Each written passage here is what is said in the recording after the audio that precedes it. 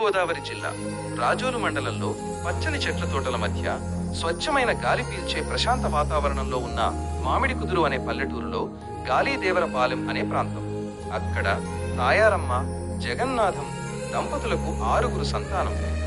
వారిలో చివరిది అందరి ముద్దుల గడసరి పాపాయి శ్రీ గీతాదేవి. ఆమె చిన్నప్పటి జీవితం నవ్వులతో, ఆటలతో నిండిపోయింది. అక్కలు, అన్నలతో కలిసి ఆకు పేరు చెప్తే వెతికి ఆట ఆడేది.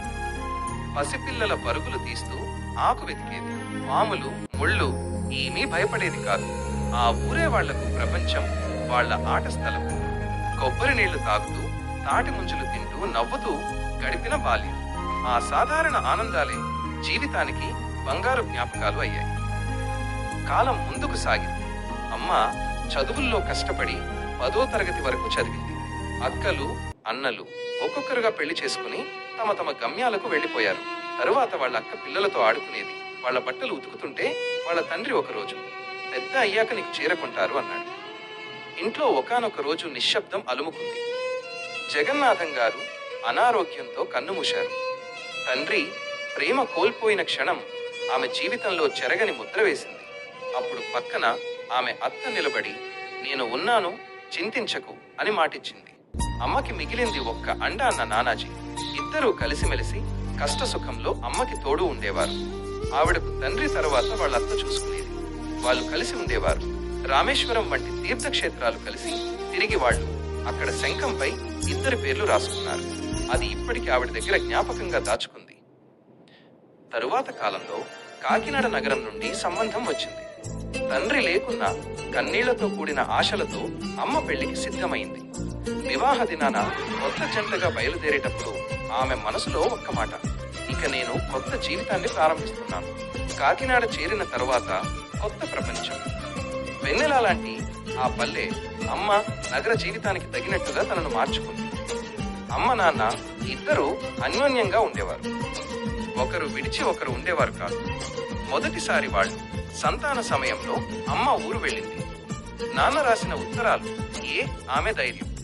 మొదటి సంతానానికి జన్మనిచ్చినప్పుడు ప్రాణాపాయం నుంచి తిరిగి వచ్చింది.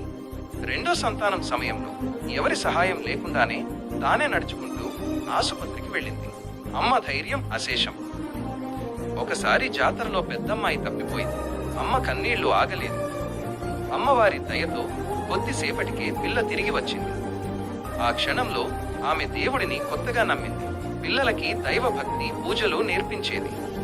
ఏది ఉన్నా వండేది. ఎప్పుడూ ఫిర్యాదు చెయ్యేది కాదు. పిల్లలకి ఉన్నంత లో సర్ది చెప్పేది.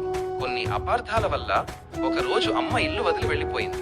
ఆ రోజు ఆమె తన మనసులో ఒక మాట పెట్టుకుంది, నా జీవిత కథను నేనే మార్చుకుంటాను, నా అమ్మాయిల జీవితాలను కూడా.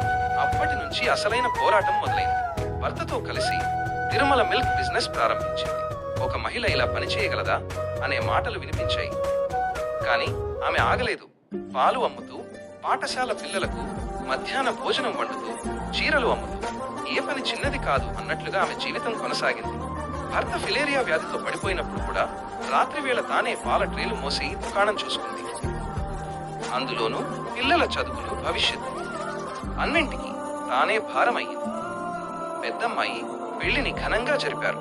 పెద్దమ్మాయి ప్రెగ్నెన్సీ టైంలో ఆమె రాత్రింబగళ్ళు ఆసుపత్రి, ఇల్లు, షాపు చూసుకుంటూ ఒక్క నిమిషం కూడా విశ్రాంతి తీసుకోలేదు. ఆ సమయంలో హడావిడిగా ఒకరోజు హాస్పిటల్కి వెళుతుండగా తన చీర సరిచేసుకోమని తనని చూసి చుట్టుపక్కల వాళ్ళు చెప్పారు. పెద్దమ్మాయి బిడ్డకి తను స్నానం చేయించేది. అన్ని విధాల తోడు ఉండేది. తర్వాత పెద్దమ్మాయికి 2వ కొడుకు పుట్టాడు. వాడి రాక అదృష్టంతో బిజినెస్ బాగుంది. కష్టపడి స్వయం కృషితో అమ్మా నాన్న చివరకు చిన్న ఇల్లు కొన్నారు. చిన్నమ్మాయి ప్రేమ వివాహాన్ని అమ్మ ఎంతో హృదయపూర్వకంగా ఆమోదించింది.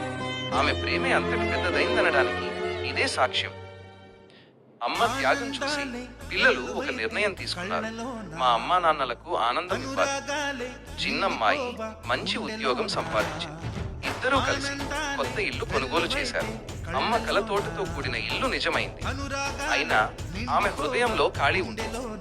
చిన్నమ్మాయి ప్రెగ్నెన్సీ సమయంలో ఆమె మళ్ళీ మాతృరూపంలో యోధురాలైంది.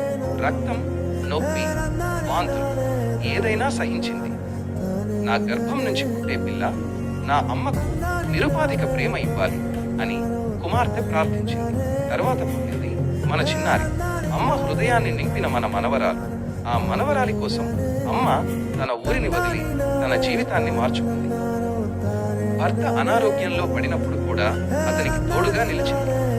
పిల్లలకు అవసరమైతే ఎప్పుడైనా పరుగెత్తి చేరుతుంది. ఎలాంటి అంచనాలు లేకుండా పూర్ణ హృదయంతో సహాయం చేస్తుంది. ఇదే అమ్మ అనే అర్థం. త్యాగం, ప్రేమ, ధైర్యం ఇవన్నీ కలిసిన రూపమే ఆమె. అమ్మ, నీ ప్రేమకు, నీ త్యాగానికి ఎప్పటికీ రుణపడి ఉంటాం. ఇప్పుడు 50 ఏళ్ల తర్వాత నీ జీవితాన్ని నీలా బ్రతుకు. మేమంతా నీ వెంటే ఉన్నాం. వి లవ్ యు అమ్మా.